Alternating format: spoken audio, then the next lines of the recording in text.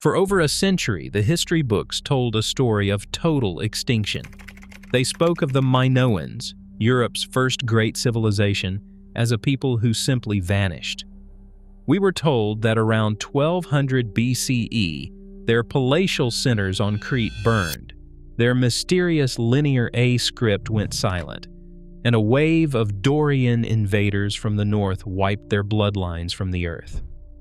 The Minoans were framed as exotic outsiders, perhaps refugees from Egypt or the Levant, who arrived on Crete, built a paradise, and were then efficiently erased by the gears of history.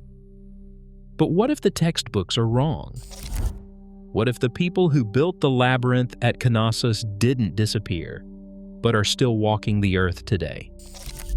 New DNA evidence extracted from ancient teeth and bones is overturning the extinction narrative, revealing that the Minoans didn't die out, they survived the collapse, retreated into the mountains, and eventually became the Greeks we know today. In 1900, Sir Arthur Evans began excavating Knossos, transforming scattered ruins with poured concrete and bold imagination. He named the civilization Minoan, inspired by myth and the striking art he uncovered, bull-leaping frescoes, marine motifs, and court rituals that looked more at home beside the Nile or in the Levant than in Greece. The undeciphered linear A script, unreadable by any Greek, became his evidence of a foreign people.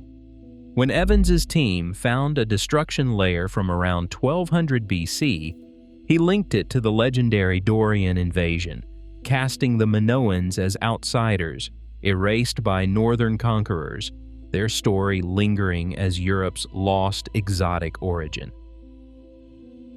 Before we uncover the genetic evidence that is rewriting the origins of Western civilization, make sure to subscribe to the channel and hit the notification bell.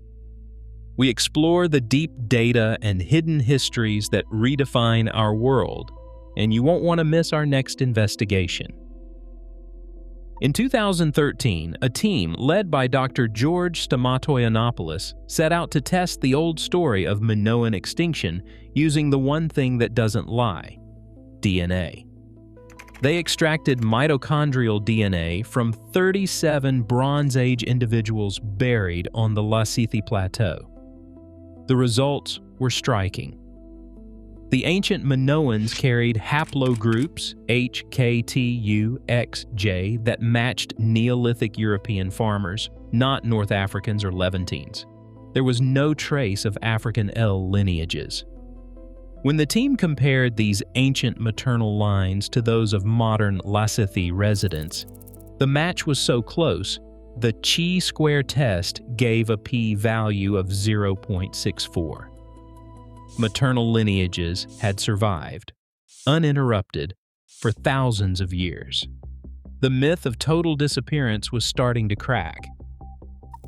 Johannes Krauss and his team took the investigation further in 2017, analyzing the whole genomes of 19 Minoans and 23 Mycenaeans. Their approach went beyond maternal lines, comparing thousands of genetic markers across the genome. The results were unmistakable. Minoans and Mycenaeans both clustered closely with early European and Anatolian farmers, but a new detail emerged. Mycenaeans carried about 15% steppe ancestry, a genetic signal linked to the spread of Indo-European languages.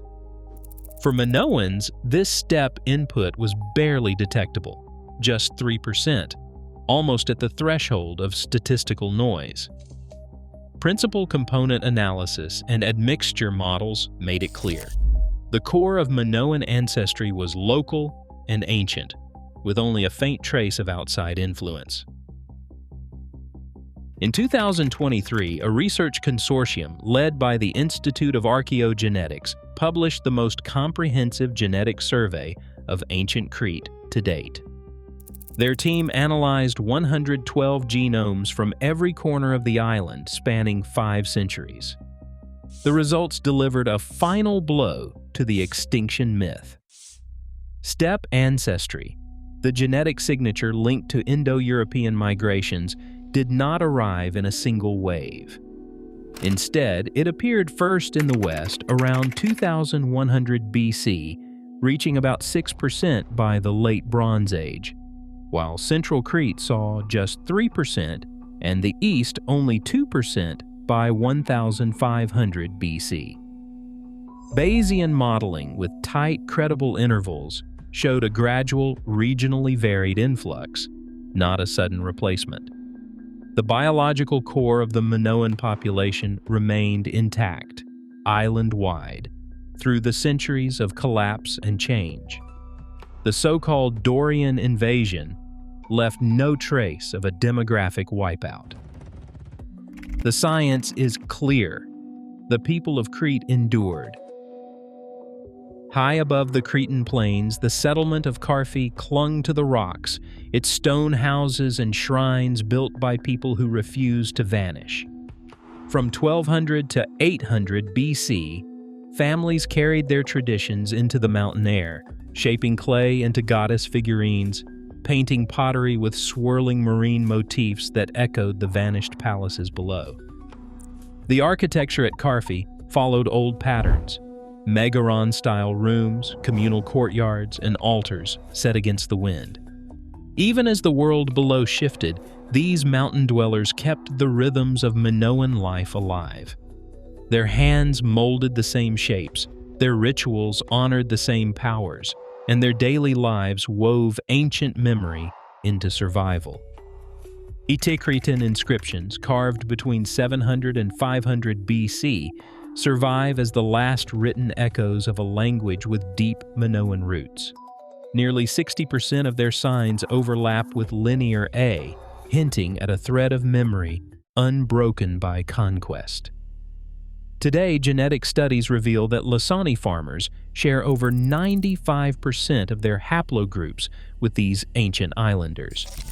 The script may be silent, but the living genome tells the same story. The people of Crete endured, carrying their legacy forward. The textbooks told us the Minoans vanished. DNA says their blood still runs in Crete and Greece.